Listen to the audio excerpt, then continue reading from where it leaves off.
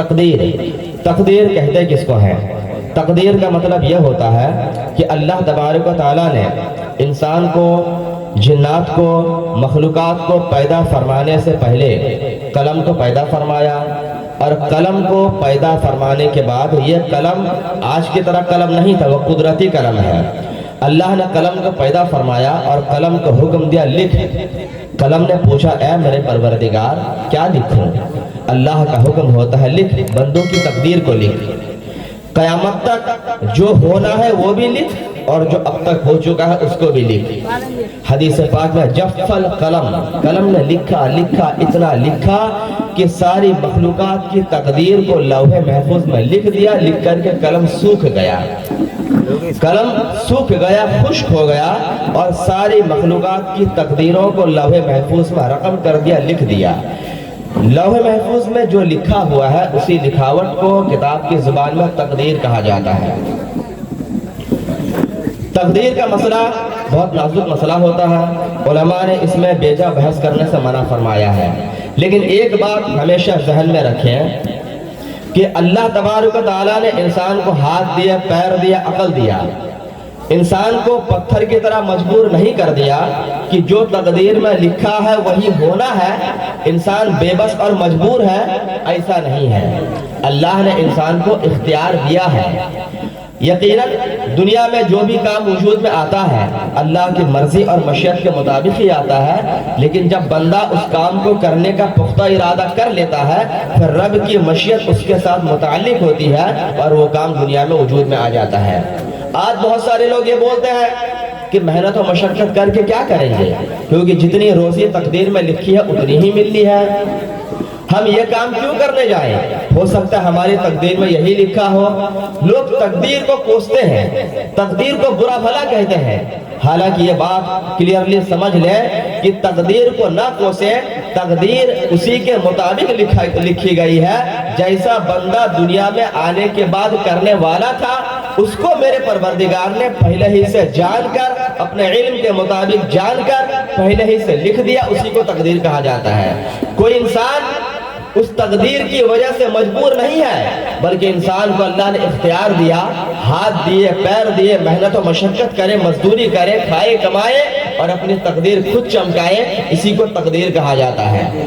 اب تقدیر کی کتابوں میں 3 طرح کی قسم بتائی گئی ہے، ایک کو تقدیر مبرم بولتے ہیں، ایک کو تقدیر معلق بولتے ہیں، ایک کو تقدیر مبرم شبیہ و معلق کہا جاتا ہے۔ اگرچہ بات میری تھوڑی سی مشکل ہے، میں آپ کو سمجھانے کی کوشش کر رہا ہوں، سمجھیں۔ ہمیشہ حلوہ کھائیں گے تو کام نہیں چلے گا نا، کبھی کبھی تھوڑا کڑوی چیز بھی کھانی پڑے گی۔ سب طرح کی چیز کو ملا جلا کر لے کر چلے تاکہ آپ کے سمجھ کے مادے میں اضافہ ہو۔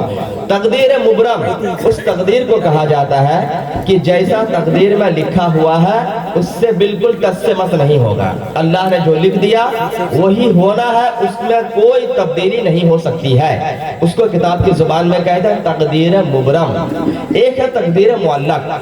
تقدیر معلق کا مطلب یہ ہوتا ہے کہ وہ تقدیر جو اللہ کے نیک بندوں کی دعاؤں سے، اللہ کے عام اولیاء کرام کے دعاؤں سے یا خود اس بندے کے نیک اعمال کی وجہ سے بدل جائے اس کو کہتے ہیں تقدیر معلق، تقدیر معلق۔